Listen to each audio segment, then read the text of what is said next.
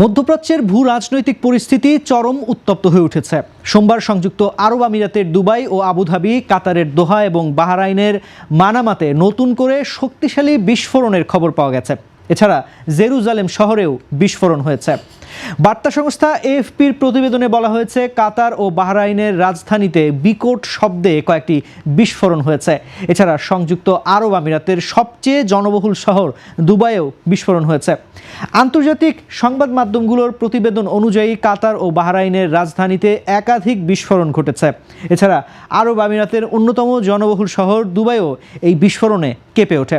সংশ্লিষ্ট সূত্রগুলো জানাচ্ছে, যুক্তরাষ্ট্র ও ইসরায়েলের সাম্প্রতিক কর্মকাণ্ডের জবাবে পাল্টা পদক্ষেপ হিসেবে এই হামলা চালাচ্ছে ইরান। ইরানি বাহিনী বর্তমানে ইসরায়েল সহ মধ্যপ্রাচ্যের বিভিন্ন দেশ কাতার, কুয়েত, বাহরাইন, সংযুক্ত আরব আমিরাত, ওমান এবং সৌদি আরবে অবস্থিত মার্কিন স্বার্থ সংশ্লিষ্ট স্থাপনাগুলোকে লক্ষ্য করে হামলা পরিচালনা করছে।